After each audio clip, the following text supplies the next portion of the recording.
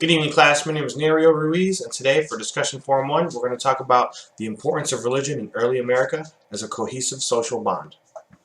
As many of us know, the story of America is one of immigration and pilgrimage. It is the pilgrimage and immigration of those people all over Europe and Britain persecuted for their religious and political beliefs. They climbed aboard ships, braved the Atlantic Ocean to the New World in hopes of a new life for their family and generations to come. The New World saw the establishment of 4 specific colonies with the purpose of establishing religious freedoms within their confines, specifically the Massachusetts Bay Colony, Rhode Island, Pennsylvania, and Maryland.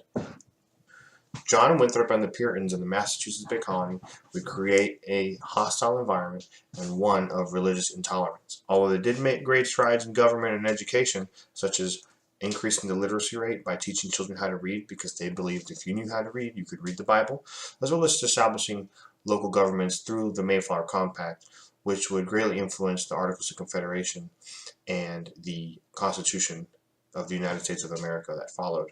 However, those such as Roger Williams would be banished from the colony and would establish his own colony in Rhode Island, opening the land to those who wished to practice whichever religion they preferred. This is where the social cohesion kicks in. Lord Baltimore would establish Maryland, William Penn would establish Pennsylvania, and Roger Williams would establish Rhode Island, all with the purposes of opening up their land to the freedom of religion. Meaning, whatever religion you were, if you felt persecuted, you can live in this land. This was not the case in the Massachusetts Bay Colony, where John Winthrop was quickly banishing people from his colony as well as trying him in his newly established courts of popular opinion. However, the enemy of the enemy is my friend, right? So these people knew what it felt like to be persecuted from other forms of government and banded together as a society regardless of their religious beliefs. They established governments, they started having meetings, they knew that they didn't want to live the life that they lived in England and in Europe and even in the Massachusetts Bay Colony.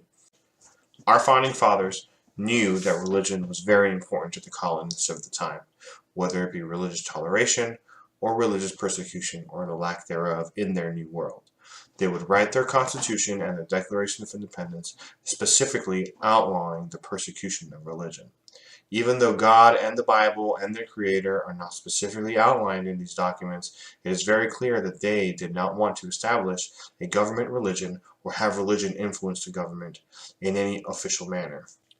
However, what they did do was apply their own Christian values into the creation of this new government.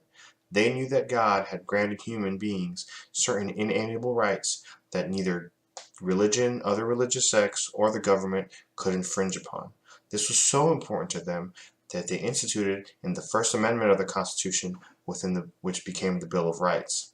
Now, Thomas Jefferson did say that church and state would remain separated in the letter to local Baptists in 1802. However, this was not specifically put in any of these documents, but it was known intrinsically that the government and the church would be 2 separate entities because society knew that as soon as you combine both these entities, somebody was going to be persecuted, and they did not want that for anyone because they never knew which religion would be the next one to go, and this new world would fail once again, just as King George did to them a few years prior.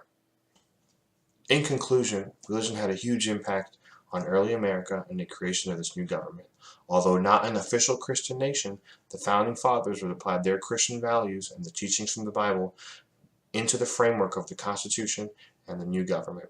They made sure not to infringe upon the inalienable rights of humans granted to by their Creator, and assured that there would be no religious persecution within their new world.